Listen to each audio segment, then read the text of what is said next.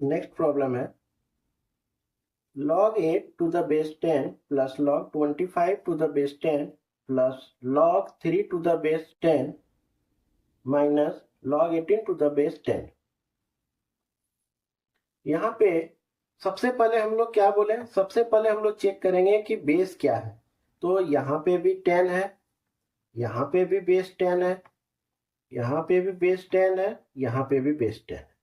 जब सभी टर्म्स में बेस सेम है तो इतना तो हमें पता है कि हम जो है प्रोडक्ट लॉ ऑफ लॉगरिथम और कोसेंट लॉ ऑफ लॉगरिथम को यूज कर सकते हैं। दूसरी बात, इस जिसके पहले जो कोफिशिएंट हो, इस टर्म के पहले कुछ नहीं है, इसके पहले कुछ नहीं है, इसके पहले कितना है 2 है, उसे पावर में चेंज कर देंगे। यहां पे भी कुछ नहीं है। सॉल्व करते हैं।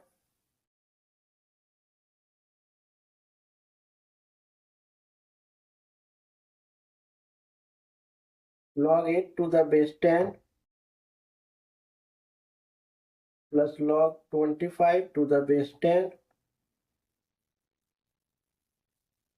ये 3 रेज टू द पावर 2 हो जाएगा, minus log 18 to the base 10। फिर लिखते हैं log 8 to the base 10, log 25 to the base 10, log 9 to the base 10, log 18 to the base 10।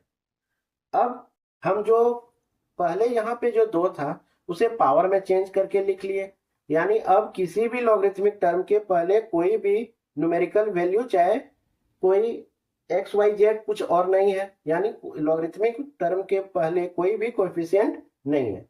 जब इस केस में आ जाए तब हम लोग इसे किस में, यहाँ पे प्लस भी है और माइनस भी है, तो यानी प्रोडक्ट लॉ ऑफ लॉगरिथम और कोसेंट लॉ दोनों को एक साथ लिख सकते हैं। तो इसे लिखेंगे, बेस तो 10 ही है, रहने देते हैं। यह क्या हो गया, जहां जहां प्लस है 8, यहां भी प्लस है 25, यहां भी प्लस है तो 9 यहां लिखेंगे। यहां पे माइनस है तो यहां पे 18 यहां आ जाएगा। अब हम लोग देखते हैं कि जो सिंपलेस्ट टर्म में जो कट जाता है उसे काटते हैं। 9 2 टाइम्स 18, 2 4 जा 8, तो यहाँ पे क्या आया, log 4 इंटू 25, ये कितना हो गया 100। हमें पता है 100 को लिख सकते हैं 10 रेज टू द पावर 2, ये क्या हो गया 2 log 10 टू द बेस 10, और log 10 का वैल्यू क्या हो गया 1, तो इसका वैल्यू क्या आ गया 2। सिमिलरली यहां पे देखते हैं, सबसे पहले हम लोग चेक करते हैं कि बेस क्या है। यहाँ पे भी बेस 10 है, यहाँ पे भी बेस 10 है, कुछ नहीं दिया है यानी बेस 10 है, यहाँ पे भी बेस 10 है। पहला चीज देख लिए कि तीनों जगह बेस 10 है यानी बेस सेम है। जब तीनों जगह बेस सेम रहे तो हम प्रोडक्ट लॉ चाहे कोसेंट लॉ यूज कर सकते हैं। अब देखते हैं कि लॉगरिथमिक टर्म के पहले कुछ कोएफिशिएंट है। हाँ, यहाँ 1/3 है, यहाँ 1/5 है, तो इसे पावर में पहले चेंज करते हैं। तो क्या लिखेंगे, log 4 प्लस log 125, ये 1/3 कहाँ आ जाएगा इसके ऊपर पावर में, यहाँ क्या था log 32, ये क्या है 1/5, 1/5। ध्यान देना सिर्फ 1/5 को हम ले जा रहे हैं, माइनस है तो माइनस यहीं रहने दिए, यहाँ पे भी सेम उसी तरह माइनस था तो माइनस रहने दिए। अब ध्यान देना कि log 4 को तो सिंपल log 4 में ही रहने देते हैं। अब हमें पता है कि 125 जो है किसका क्यूब है, 5 का क्यूब है, और इनटू वहां पहले से कितना था 1/3। 32 को लिख सकते हैं 2 रेज टू द पावर 5, और पहले से कितना है 1/5, ये हुआ 5, 5 यहाँ कट जाएगा, 3, 3 कट जाएगा, तो क्या बचेगा log 4 plus log 5 minus log 2। अब इसे प्लस भी और माइनस भी है, तो प्रोडक्ट लॉ और कोसेंट लॉ की फॉर्म में कैसे लिखेंगे, log प्लस वाला यहाँ है तो 4, यहाँ भी प्लस है तो 5, ये माइनस है तो 2 यहाँ आ जाएगा। ये क्या हो गया, 2 2 जा 4, तो 5 2 जा 10, तो यहाँ क्या आ गया log 10, और हमें पता है log 10 का वैल्यू क्या होता है 1, आ गया मेरा 1। नेक्स्ट है express as a single logarithm, यानी जो भी तुम्हें दिया हुआ रहे उसे सिंप्लीफाई करके सिंगल लॉगरिथमिक फॉर्म में लिखना। सिंगल लॉगरिथमिक फॉर्म का मतलब हुआ कि यहाँ पे कितने टर्म्स हैं, 2 लॉगरिथमिक टर्म है, एक यहाँ कांस्टेंट टर्म भी है, यानी 3 टर्म में है, हमें एक टर्म वाला लॉगरिथमिक फॉर्म में लिखना है। तो जब ऐसा सवाल रहे तो हमारा अप्रोच क्या होगा, सबसे पहले बेस क्या है, यहाँ पे बेस क्या है 10, यहाँ पे भी बेस क्या है 10, और यहाँ पे तो कोई लॉगरिथमिक कोई टर्म है ही नहीं, तो यहाँ पे तो डायरेक्टली हम लोग ना तो प्रोडक्ट लॉ ना तो कोसेंट लॉ यूज कर पाएंगे। क्यों, यहाँ पे लॉगरिथमिक टर्म रहता तब अगर और उसका बेस 10 रहता तब हम लोग दोनों लॉ ऑफ लॉगरिथम में या तो प्रोडक्ट या कोसेंट के फॉर्म में लेके बढ़ते, लेकिन यहाँ तो कुछ है ही नहीं। तो इसके लिए सबसे पहले हमें क्या करना होगा, हमें बेस 10 वाला 2 को लॉगरिथमिक टर्म में चेंज करना होगा जिसका बेस क्या हो 10 हो।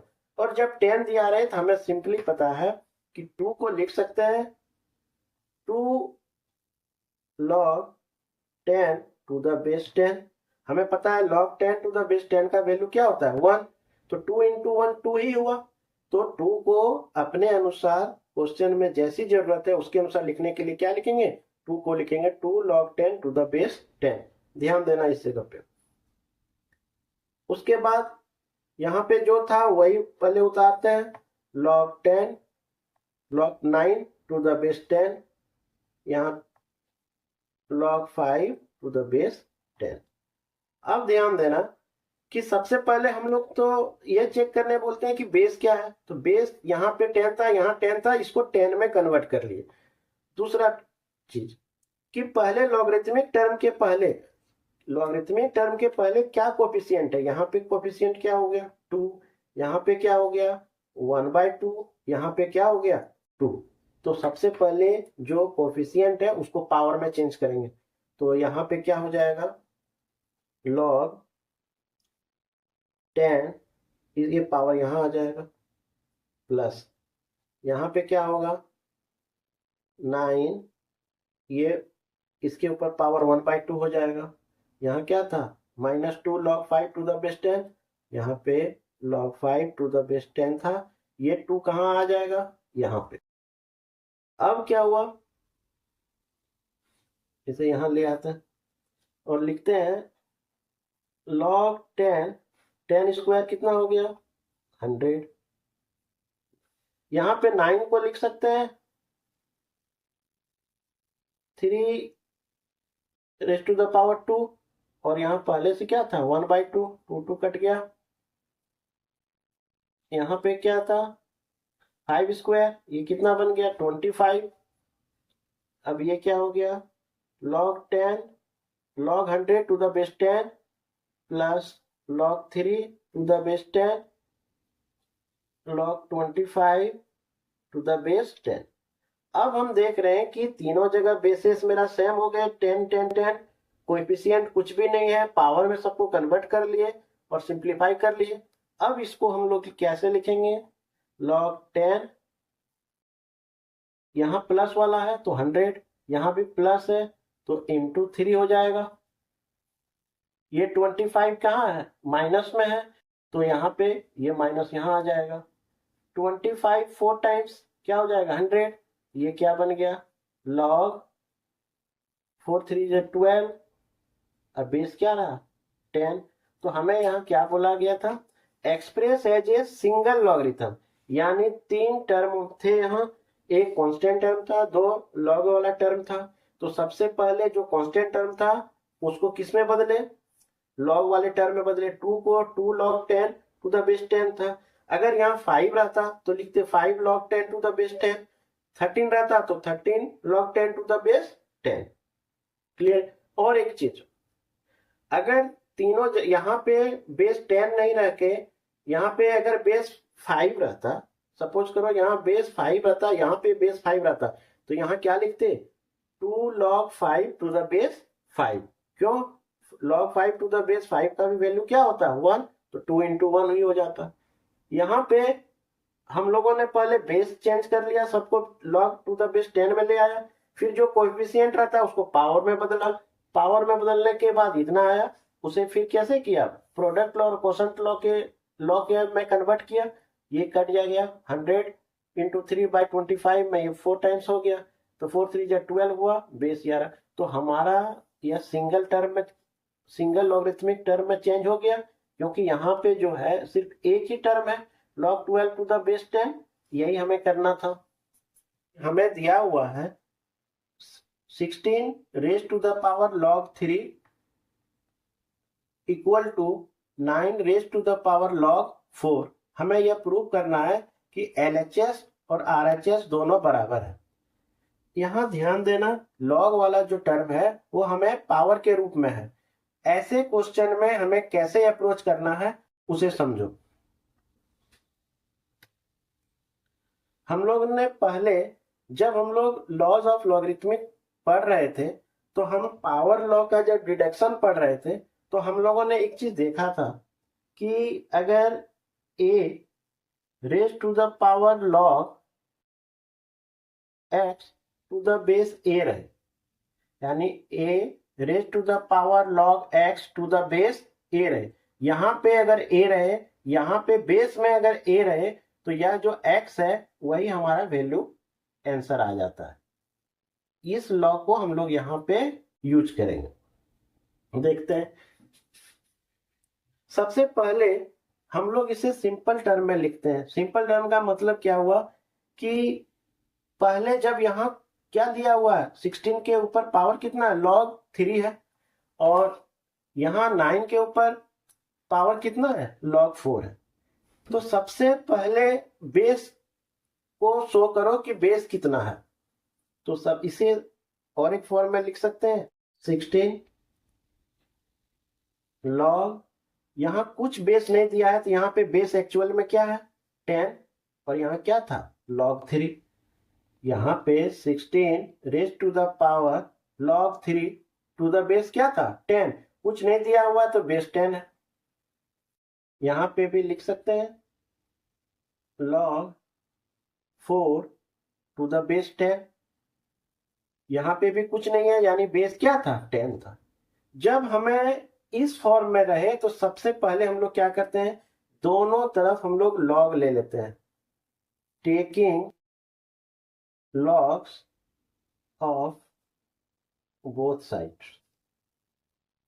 हम लोग दोनों तरफ, जब भी हमेशा याद रखना कि जब भी लॉगरिथमिक पावर लॉग वाला टर्म जब भी पावर में रहे, तो उस केस में हम लोग सबसे पहले चेक करते हैं कि जो पावर में जो लॉग है उसका बेस क्या है। यहाँ पे सबसे पहले हम लोग ये पता करेंगे यहाँ पे बेस क्या है, यहाँ पे बेस क्या है। जब बेस नहीं दिया हुआ हो तो हमें पता है कि वहां पे बेस क्या होता है 10। तो सबसे पहले हमें ये निकालना है कि जो लॉगरिथम जो पावर में है उसका बेस क्या है। तो बेस हमें पता चल गया कि यहाँ क्या है 10, यहाँ पे भी क्या है 10। दूसरा चीज, उसके बाद हम पूरे का, ये पूरे का क्या ले लेंगे लॉग, दोनों तरफ taking logs of both sides. अब ध्यान देना कि जो लॉग हम लोग लेंगे, तो उस जो लॉग लेंगे उसका बेस क्या होगा, उसका भी बेस वही होगा जो यहाँ पे था। यहाँ पे बेस क्या है 10, तो हमारा जो लॉग लेंगे उसका भी बेस क्या लेंगे 10। तो हमारा क्या हो जाएगा लॉग, यहाँ पे बेस 10 था तो यहाँ पे क्या लिखेंगे बेस 10, और ये जो पूरा था वो पूरा को हम लोग यहाँ लिखेंगे। यहाँ क्या था 16 जो था वही रहेगा log 3 टू द बेस 10। यहाँ पे भी log उसी तरह करेंगे, यहाँ पे बेस क्या था 10, तो जो पूरे का जो लॉग लेंगे उसका भी बेस क्या होगा 10। यहाँ पे जो था वही उतारेंगे 9 raise to the power log 4 to the base 10। अब ध्यान देना, अगर यहाँ पे बेस 10 के जगह पे 5 रहता तो हम लोग यहाँ पे क्या लिखते हैं लॉग बेस, यहाँ log टू द बेस 5 लेते। यहाँ पे 10 था इसीलिए यहाँ 10 लिए। यहाँ log का बेस अगर 9 रहता तो यहाँ पे भी हम लोग बेस क्या लेते हैं 9 लेते। तो यहाँ 10 था तो यहाँ पे भी 10 और यहाँ पे जो लिए 10 लिए। अब हमें पता है कि जब log हम किसी चीज का निकालते हैं तो यहाँ पे log 16 टू द बेस 10 है। तो इस केस में यहाँ पे जो भी है, यहाँ पे जो भी है वो पावर में है, यहाँ पे भी जो है वो पावर में है। जो भी पावर में रहता है उसे पावर लॉ में हम लोग कहाँ ले आते हैं log के पहले। तो यहाँ log के पहले क्या आ जाएगा log 3 to the base 10 into, क्योंकि ये पहले आ जाएगा और जो पहले से था वही रहेगा log 16 to the base 10 equal to same उसी तरह पावर लॉग से क्या होगा 9 के ऊपर जो भी पावर में रहे, यहाँ पावर में ही क्या है, अगर 9 के ऊपर पावर 3 रहता तो यहाँ 3 लाते। यहाँ पे log 4 टू द बेस 10 है पावर में, उसी को इधर ले आएंगे तो यहाँ क्या हो जाएगा log 4 to the base 10 into log 9 to the base 10। यहाँ आने के बाद हम देखते हैं कि पहले इसको कोई अगर सिंप्लीफाई होता है तो करते हैं। ये तो सिंपलेस्ट टर्म है, ये 3 है तो log 3 टू द बेस 10। अब 16 को लिख सकते हैं 2 रेज टू द पावर 4। तो यहाँ पे बेस क्या था 10। यहाँ पे लिख सकते हैं 4 को 2 रेज टू द पावर 2, यहाँ पे base 10। 3 raise to the power 2 to the base 10। Actually यहाँ हम 10 इस यह बताने के लिए बेस लिए, भले क्वेश्चन में नहीं दिया हुआ था लेकिन वो अंडरस्टूड था कि कुछ नहीं दिया हुआ है तो यहाँ बेस क्या है 10। अब ध्यान देना कि सभी टर्म में log 10 ही है तो लिखो इसको, ये जो पावर है यहाँ 4 है वो कहाँ आ जाएगा इसके पहले। तो इसके पहले आने के बाद ये दोनों तो इंटू में है, यहाँ भी दोनों इंटू में है तो ये 4 इसके पहले लिख सकते हैं तो ये 4 सबसे पहले आ गया। यहाँ क्या बचा log 3 to the base 10 into log 2 to the base 10। यहाँ पे देखो यहाँ पे भी 2 पावर में है, यहाँ पे भी 2 पावर है तो दोनों पावर पहले लिख देते हैं। ये इसका पावर इसके पहले आता, ये पावर इसके पहले आता तो हम एक साथ लिख दिए 2 इंटू 2। अब यहाँ क्या बचा log 2 to the base 10 into log 3 to the base 10।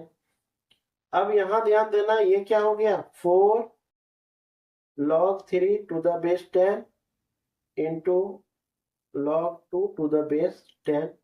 यहाँ पे भी क्या हो गया 4 log 2, क्या पहले log 3 वाला लिख लेते हैं, यहाँ पे पहले 3 था यहाँ पे 3 लिखे तो log 3 to the base 10 into log 2 to the base 10। क्यों ये 2 इंटू 2 तो यहाँ लिख दिए 4। अब ध्यान से देखो कि दोनों तरफ इक्वल हो गया ना, यहाँ पे क्या आया 4 log 3 to the base 10 into log 2 to the base 10। यहाँ पे भी क्या आया 4 log 3 to the base 10 into log 2 to the base 10। और हमें पता है कि 10 बेस लिखना कोई जरूरी है नहीं, अगर अंडरस्टूड होता है तो इसे लिख सकते हैं 4 log 3 into log 2 equal to 4 log 3 into log 2, hence proved।